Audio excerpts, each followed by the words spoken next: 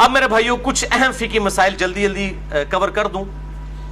صحیح بخاری میں 1930 سے لے کر 1938 تک یہ جو کل 9 احادیث کی ہیڈنگز کے اندر امام بخاری تعلیقاً لے کر آئے ہیں اور مکمل اسناد اس کی المصنف ابن ابی شیبہ میں موجود ہے بڑی ڈیٹیل کے ساتھ, اور اکثر چیزوں کے اوپر تو ان پہ اجماع ہے. نمبر 1 صحیح بخاری میں تعلیقاً ہے, عامر بن ربیعہ کہتے ہیں کہ نبی صلی اللہ علیہ وآلہ وسلم کو میں نے روزے کی حالت میں اتنی دفعہ مسواک کرتے دیکھا ہے کہ میں شمار بھی نہیں کر سکتا.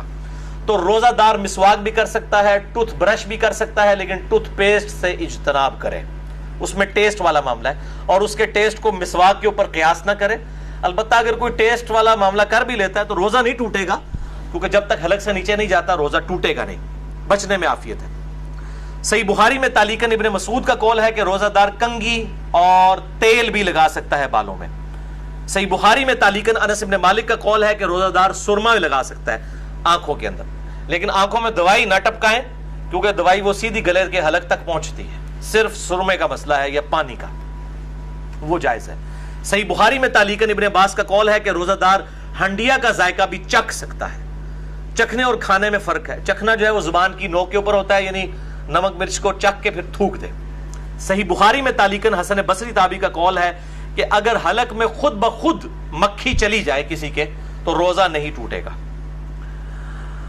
صحیح بخاری میں تعلیقاً عطا بن ابی رباح کا قول ہے کہ اگر کلی کر کے پانی ایک دفعہ گرا دیا جائے, اس کے بعد جو تھوک میں نمی ہے حلق سے نیچے چلی جائے تو وہ روزہ نہیں توڑے گی, اور یہ مشکات میں 2018 پہ موجود ہے. بعض لوگ اتنے وہمی ہوتے ہیں, وہ جناب وضو کرنے کے بعد 10 دفعہ 20 دفعہ تھوکتے رہتے ہیں. ایک دفعہ تھوک دیا, اس کے بعد جو نمی ہے وہ اندر چلی گئی, اس کی وجہ سے روزہ نہیں ٹوٹے گا. اللہ تعالیٰ نے لا یکلف اللہ نفسا الا وسعها, اور اس حوالے سے یہ جو شیطان کی پیروی ہے جو یہ بار بار جو لوگ اس حوالے سے کام کرتے ہیں.